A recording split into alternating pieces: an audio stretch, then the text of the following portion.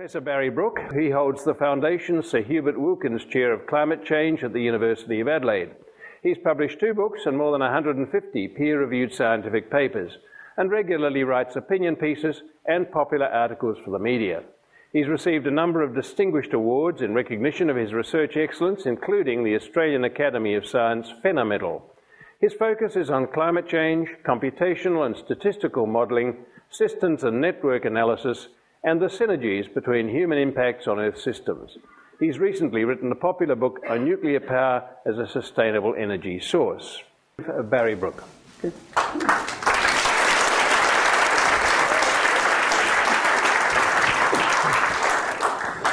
funny, about a week ago I was standing in front of quite a different audience in the Hilton Hotel in Brisbane. I had Lord Monckton and Ian Plimer on one side of me and a blogger from News Limited, and I was trying to persuade that audience of a case that they really didn't want to listen to. So now things flipped around. I've got an audience which is committed to the idea that we need to reduce our greenhouse gas emissions, which is great. That's what I was struggling against there. But some of the issues that are involved here actually intersect. And so, believe it or not, some of you have, or most of you have, a lot in common with that audience of suits and ties that I addressed in Brisbane.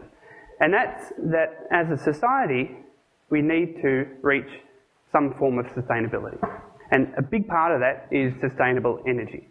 And no one in that audience in Brisbane disagreed with that. And I made the point that even if you discount the threat of climate change, now my major job is to do research on climate change and its impacts, so obviously it's a primary thing in my thoughts. But even if you discount that impact, as Tom has talked about, there are many other reasons why we need to move off fossil fuels. I think you all agree to that. So if we're going to move off them, then how do we do it? I mean, what is the problem right now? We go to somewhere like Copenhagen and we try and hammer out a global agreement and we get nowhere. We hammered out a global agreement 13 years before in Kyoto and we got nowhere. So Copenhagen has stalled. It's not working. We're not deploying clean energy at the rate that's required worldwide. We're not doing anywhere near it. Populations around the world continue to grow. Rainforests continue to be cleared at a rapid rate, much of it in a destructive way that releases greenhouse gases into the atmosphere. We're overexploiting the oceans. But it is, to quote from a book written by University of Adelaide academic Stephen Lincoln, it's a challenge Earth we face.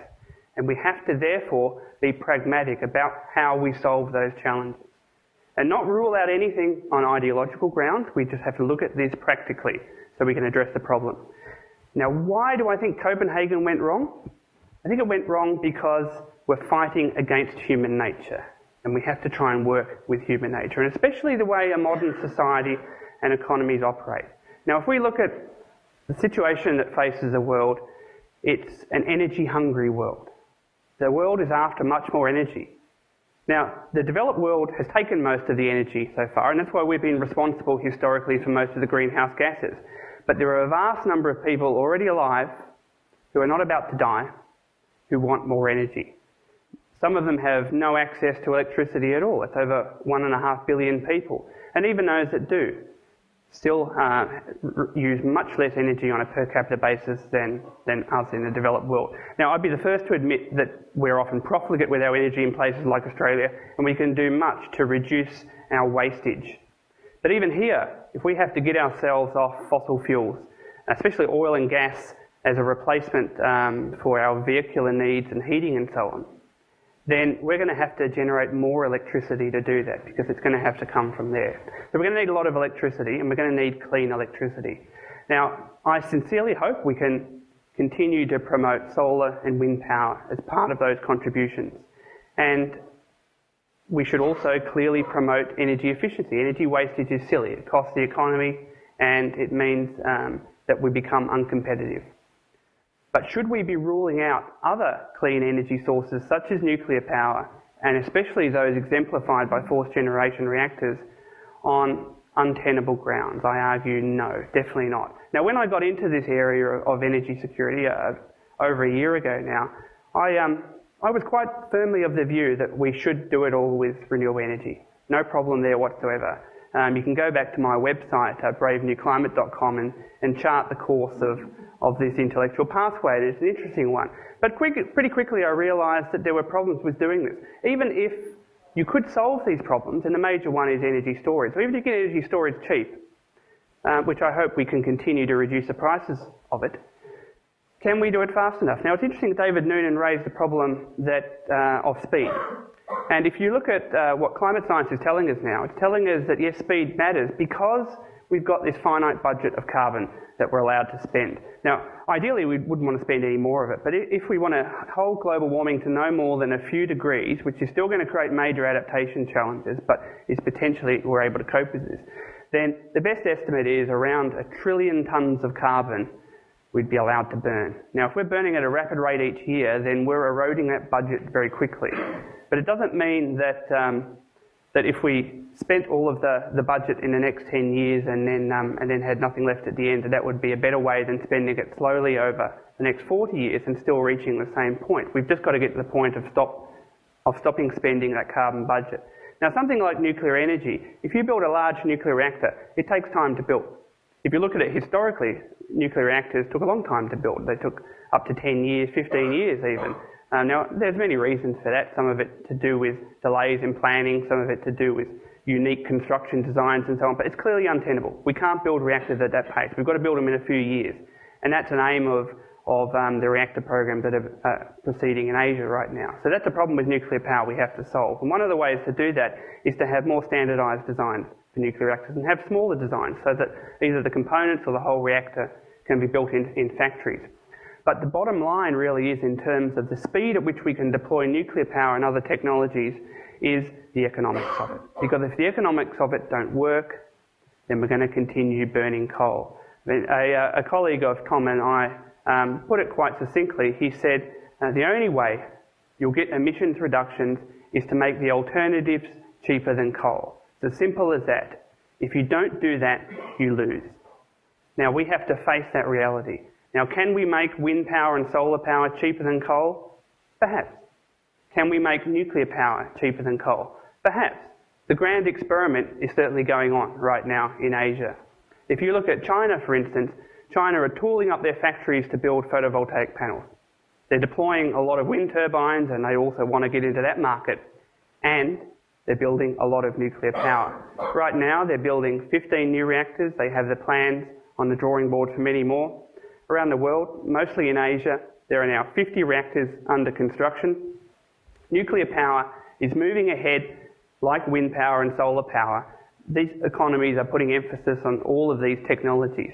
Which one will come out as the dominant technology? I suggest that economics will ultimately determine that. Now, if Australia chooses to go down the pathway of ignoring one of those alternatives and pursuing just the others to that exclusion, then the economics might work and we may come out on top. But if we're competing against a country like China, which is trying all of them, then I put it to you that they're the ones who are likely to win, because no matter which way the cards fall, they will be the ones to come out with the superior technologies. Now, there are many reasons why it's slow to build nuclear power, but there are many reasons why it's slow to deploy renewable energy as well. And I think reality here is showing that to be the case. We're just not doing it fast enough.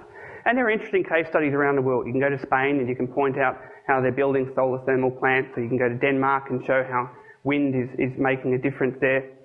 You can go to places like the United Arab Emirates, which have just decided that rather than use their gas supplies to continue to provide electricity and desalination needs, they'll sell their gas overseas, thank you very much, and make a big profit and find an alternative way of generating energy.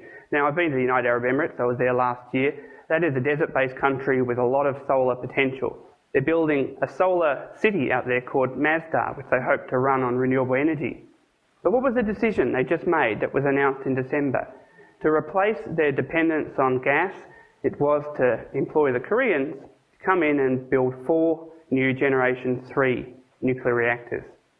So that was an economic decision. They're going to spend $20 billion on that. So the cost comes out at around $3,500 a kilowatt installed. The decision on which that was based was certainly not ideological, it was economic. Now, if you can continue to get the cost down, as the Chinese and the Koreans and others are aiming, then that is a competitive source of power with others. And that's what we need to do. We've got to make these energy sources cheaper than coal. Now, I probably haven't got too much time left, so it is a debate, and I'll spend a bit of time debating and rejecting some of the points that David Noonan also brought up. Unfortunately, David Noonan is somewhat confused about how the technology of fourth generation reactors works. He imagines that the process will separate out plutonium, and that plutonium can then be taken and used to create nuclear weapons. But that's not how the process works. It doesn't separate out plutonium. What's created in these nuclear reactors is plutonium, a number of isotopes of plutonium, and a whole range of other heavy elements. They include americium, curium, these other things which are not suitable for making nuclear bombs, but are mixed in with what comes out. Now, what you need is a recycling technology that doesn't try and separate out plutonium. The one used in France right now, it does a good job at separating plutonium. Potential proliferation risk, although France already has plenty of nuclear bombs. But what you need is a technology that doesn't separate out plutonium. So if you have got an economy, an energy economy that is partially dependent on plutonium, then you need to ensure that that is managed in a safe way. And one of the ways to do that is to not separate the sort of material that can be used to make a nuclear bomb. So this was one of the clear considerations from the team at the Argonne National Laboratory when they developed these technologies. And it's an important thing to keep in mind. Because plutonium itself is not some substance that's been spawned out of the arse of a demon. It's actually just an element. It used to exist in the universe when it was younger. I mean, it used to exist in our solar system until it decayed away. It's just another element. Just like uranium's element 92, plutonium's element 94. It's not a demon, it just depends on how we use it and how we manage it. And so that's important to bear in mind. In terms of the carbon emissions that are embedded in a nuclear cycle, that's obviously important until we can get to a point where we're not drawing on fossil fuels for oil and gas and so on, where most of the emissions for construction of these things comes from. But the payback period for a nuclear power plant, and quite a large one, is on the order of a few months, not 5 or 6 years. That was clearly an incorrect statement. The 5 or 6 years comes if you make a whole string of assumptions about future uranium ores and how much uranium they'll contain, that you continue to use diesel to mine the uranium, that you use a method known as diffusion enrichment in order to enrich it. All of these things are not relevant to fourth generation reactors. We don't mine the uranium, we don't enrich the uranium. We take the spent fuel, and David Noonan quoted Tom Blees as saying we haven't got enough spent nuclear fuel already. What does that mean? Well, actually it means when you first recycle that spent fuel, you need to take some of it out to start a new nuclear reactor. And we haven't got enough of the fissile material, the stuff that actually fissions, to start enough reactors to keep it going. We have to continue to breed more of that. So that's an important consideration. And they will continue to be supplied by the nuclear reactors that are currently being built. Do fourth generation reactors exist? We're building third generation reactors. What about the fourth generation? Are they not going to be here until 2050? Well, we already have sodium cooled fast reactors running. We have nuclear recycling. We've had these fast reactors in the past. We haven't commercialised them. Just like there's a lot of other potentially important technologies, including new energy storage technologies associated with renewable energy that aren't being deployed commercially right now. But we know the technology exists and works, and we've got to put in the incentives to ensure that we deploy this. So fourth generation nuclear power is not some magical, mystic technology that may exist sometime in the future. The technology has been developed. It's been experimentally proven. It's been proven in national laboratories. All of the steps of it have been proven. It's ready to go. General Electric, Hitachi have a blueprint ready to build it. And indeed, Tom and I, as part of the Science Council for Global Initiatives, have been working hard to get the first one built. So you can forget about the timeframes of 2030, 2040, 2050. We want to have one built by 2015. And we're probably going to do it in Russia. Don't anyone mention that, but Russia's probably the place to do it. Because Russia has a problem a bit like United Arab Emirates. They've got a lot of gas that they want to sell, and they don't want to be using the gas to pump it to Western Europe from Siberia. They want to have a clean, cheap form of energy to do it. And so they're seriously considering putting a whole bunch of small reactors along their gas pipeline to shove it all over for free almost to Europe and then flog it off at a higher price. I mean, there are incentives there to do it. But we are seriously working on the schedule of getting the first one under construction within the next 5 years. And I think it's it's a realistic reality that we can do that. Now, once you've got the first one deployed, the whole game changes. From then on, it's as fast as we can go with 4th generation nuclear power, 3rd generation nuclear power, which continues to be built, and a continued push towards solar energy, wind energy, other forms of renewables, geothermal, and improved energy storage. Okay, that's enough for me for now. I'll look forward to the question time when we can tease out these issues in a bit more detail. Thanks a lot.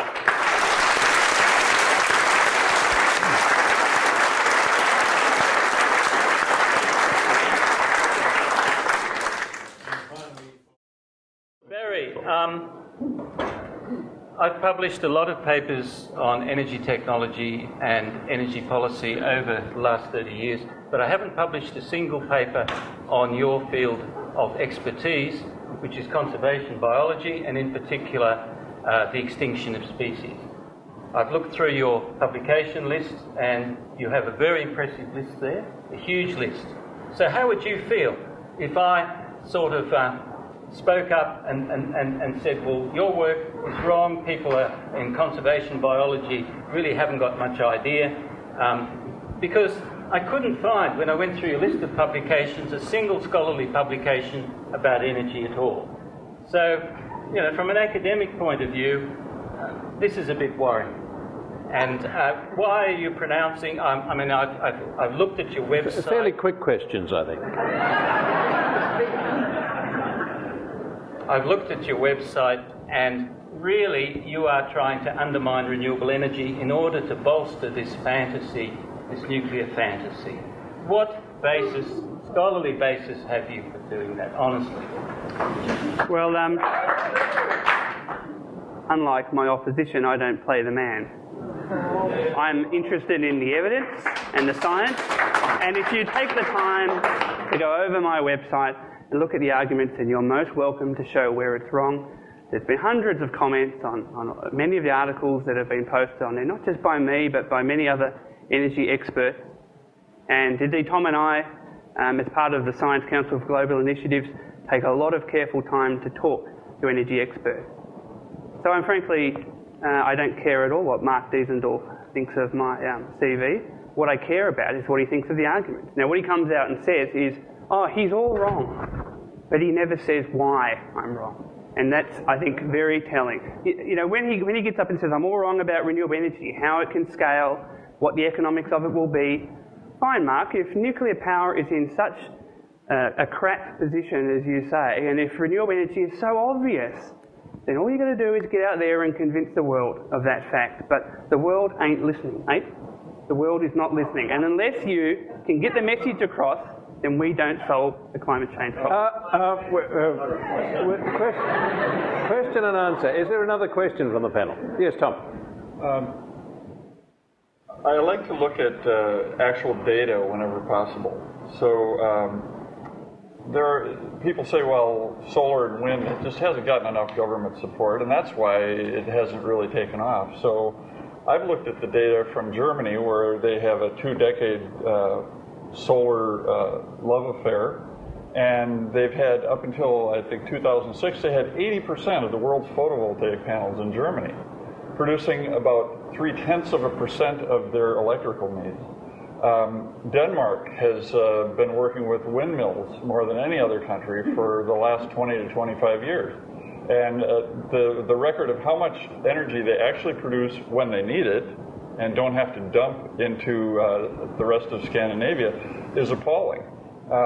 So I just wonder how Mark expects that if you look at those numbers, how do we expect to get to the point not only where we can produce as much electricity as we use today, but enough so that we can supplant all the fossil fuels, we can run our electric cars, we can desalinate water for 3 billion people and move it around to where it's needed.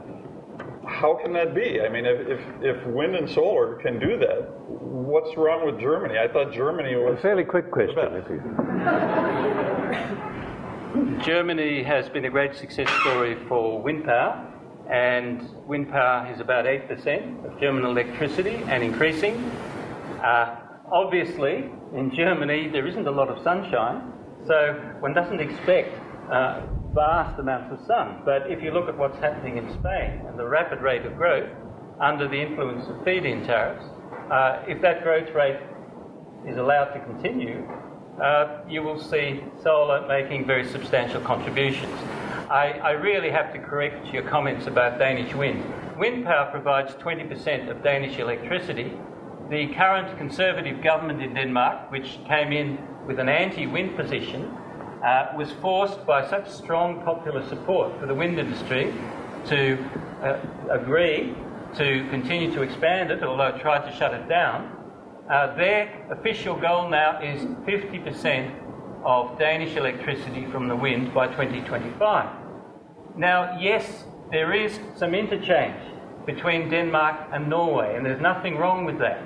So that when the wind is low in Denmark, Denmark buys Norwegian hydropower, and when the wind is high, it feeds excess wind power across to the rest of Scandinavia or down to Germany. There's nothing wrong with that. And if you have a penetration of 20% of your energy from the wind, you either need to interchange with neighbouring grids, or you need a bit of extra peak load plant, but not a lot. That can be gas turbines or hydro, some additional dedicated plant to even out some of the fluctuations in the wind. And there have been a number of studies, and in fact, when I was in CSIRO, I was leading a research group in the 1980s which did the studies, the computer studies, the mathematical studies, exactly on this problem. And we found that there were a lot of myths around, myths that have been repeated by YouTube, namely that you have to back up wind power with baseload power. So you've got to run nuclear power stations behind wind power, some kind of backup. It's complete nonsense. For penetrations of 20, 30, 40%, having a bit of additional peak load plant, which is not run continuously, it's run infrequently, and it's mostly cheap if it's gas turbines, can do the job, or connecting to a neighbouring grid can do the job. In South Australia, this state has almost reached its maximum wind capacity for what it can handle in South Australia. But if they simply upgraded the transmission links to Victoria and New South Wales, well, we could get far more South Australian wind into the Eastern Australian grid, into the national electricity market. Far more. It has huge potential. And if we have more wind farms in New South Wales and Victoria, then the fluctuations in South, if wind becomes low in South Australia, it's very unlikely to be low in the eastern states. People have studied this in some detail. The work has been done, the modelling's been done since the 1970s even. And yet we have people trying to take us back to the 1960s when people said that, well, sources like wind power couldn't contribute because they fluctuate too much and so on. All that has been answered, and you don't need new storage technology. Thank you. Excellent, thank you. Is there another, from either Barry or David, a quick question, particularly one with a quick answer? Or even a moderately quick answer? Barry, do you have a question? No, I think I'd rather engage the audience. All right, sure. David, you... Okay. Well, look, Tom? I just want to make a comment on that 20% of the electrical supply of Denmark being supplied by wind. If you look at the total number of megawatt hours of electricity that Denmark produces, it is about 25. They do produce about 20% of what they use from wind power. However, they don't produce it at the time that they need it. And so they dump a lot of that electricity because most of it comes at night or when the wind is blowing like crazy during a storm in the wintertime when it's really cold, and their coal plants, which are integrated with their communities to provide heat for the homes, are already producing electricity. So they dump it into Sweden and Norway, oftentimes for free. And they have an organization that decides what the price of electricity is going to be. And they recently created a new price for electricity, a negative price, because of this problem. They dump the electricity, and now they're going to have to pay to dump their electricity. So actually, in reality, some years they produce as little as 5% of their electricity that they need when they need it. But you know, if you look at the raw numbers, yeah, they produce 20%, but they give most of it away.